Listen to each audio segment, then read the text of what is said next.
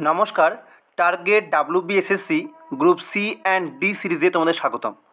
আজকের এই ভিডিওতে আমরা যে ইন্ডিয়ান পলিটির ডিকোডিং সিরিজ চলছে তার এক্সটেন্ডেড ভিডিও নিয়ে আসতে চলেছি। এই ভিডিওতে আমরা ইন্ডিয়ান পলিটির কিছু important previous year question solve করব। তোমরা যারা আপকামিং SSC CHSL MTS এছাড়া railway group D, railway NTPC পরীক্ষা দিতে চলেছ, তাদের জন্যও কিন্তু এই ভিডিওটা সমানভাবে গুরুত্বপূর্ণ। তোমরা আগে এই প্রতিটা প্রশ্ন নিজে পড়ো এবং নিজে চেষ্টা করো, তারপরে আমি প্রতিটার কারেক্ট অ্যান্সার এবং কিছু এক্সপ্লেনেশন প্রোভাইড করব।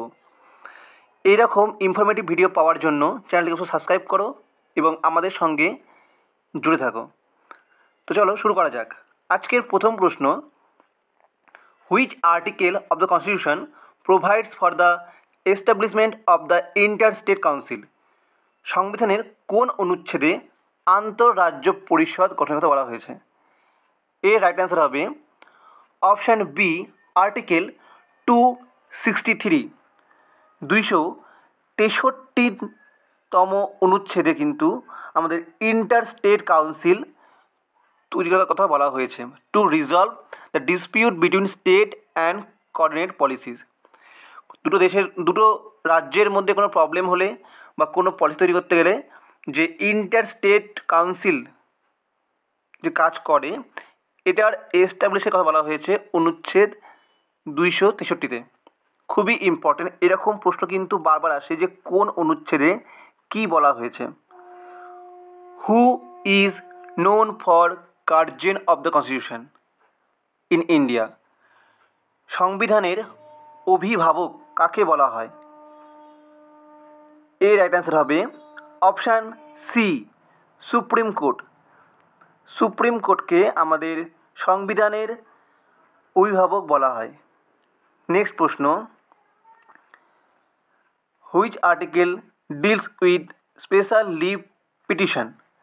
বিশেষ অনুমতি পিটিশনের কথা কোন অনুচ্ছেদে বলা হয়েছে? এর রাইট অ্যান্সার হবে অপশান ডি, আর্টিকেল 136। 136তম অনুচ্ছেদে এই স্পেশাল লিভ অ্যাপ্লিকের কথা বলা হয়েছে, against Annie judgement of any court. কোথায় করা যাবে এটা, বা কে গ্র্যান্ট করে? Supreme court. নেক্সট প্রশ্ন, the concept of suspension of fundamental rights during emergency?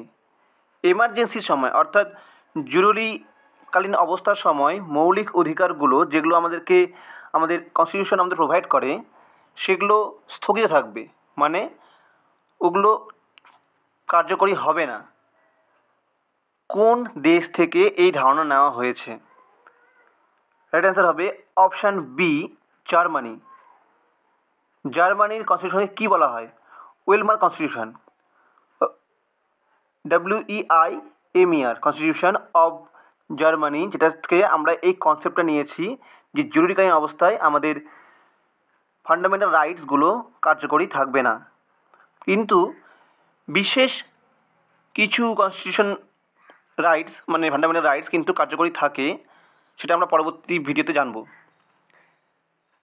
Next প্রশ্ন, সংবিধানের কোন তফসিলে রাজ্যসভায় আসন বন্টন উল্লেখ আছে? কততম তফসিলে রাজ্যসভার যে সিট অ্যালোকেশন সেটা বলা আছে? এর রাইট অ্যান্সার হবে option B, 4th schedule. Next প্রশ্ন, ভারতীয় সংবিধানের প্রথম সংশোধনী মামলা নামে কোনটি পরিচিত? খুবই ইম্পর্টেন্ট SSCর জন্য। কোনটি হবে রাইট অ্যান্সার? অপশানগুলো দেখে নাও তোমরা।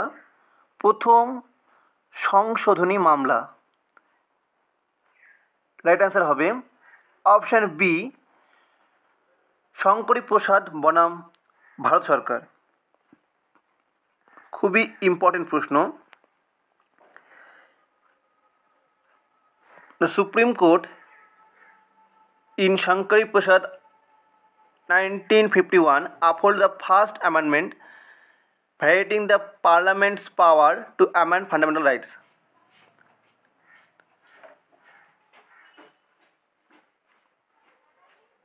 নেক্সট প্রশ্ন, কোন অনুচ্ছেদ উচ্চ ন্যায়ালয়কে রিট জারি করার ক্ষমতা দেয়? অর্থাৎ সুপ্রিম কোর্ট হাইকোর্ট কোন অ্যাক্ট অনুযায়ী বা কোন আর্টিকেল অনুযায়ী রিট জারি করতে পারে?